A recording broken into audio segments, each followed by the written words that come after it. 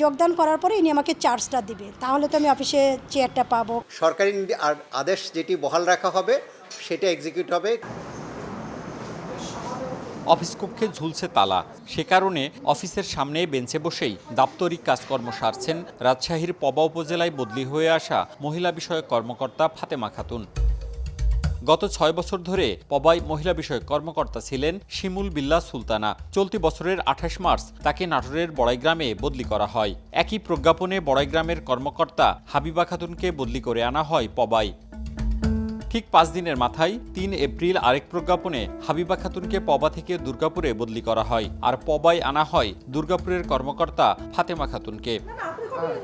৮ April জেলা মহিলা বিষয়ক কর্মকর্তার কার্যালয়ে যোগদান করেন ফাতেমা খাতুন। দায়িত্ব বুঝে নিতে পবায় এসে দেখেন অফিসে ঝুলছে তালা। বদলি হওয়া কর্মকর্তা হাবিবা খাতুন তাকে দায়িত্ব বুঝে না দেয়ায় পড়েন বিপাকে।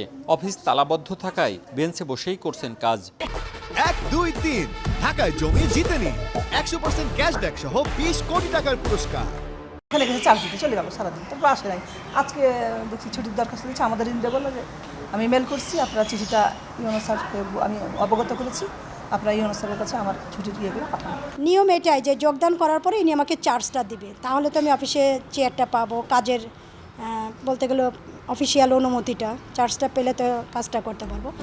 ছুটিতে থাকায় হাবিবা খাতুনের বক্তব্য পাওয়া যায়নি। অন্যদিকে এ নিয়ে কথা বলতে গিয়ে পাওয়া যায়নি রাজশাহী জেলা মহিলা বিষয়ক কর্মকর্তাকে। আর বিভাগীয় কমিশনার জানিয়েছেন সমস্যা সমাধানে জেলা প্রশাসককে দায়িত্ব দেওয়া হয়েছে। সরকারি আদেশ যেটি বহাল রাখা হবে সেটা এক্সিকিউট হবে। কারো খামখেয়ালি, ইভেন আমাকে যদি পত্রিকা আজকে অর্ডার আমি কালকে চলে যাব, এটা খামখেয়ালি কোনো সুযোগ নাই। রাষ্ট্র যাকে যেখানে বসাবে সেখানে তা চলবে।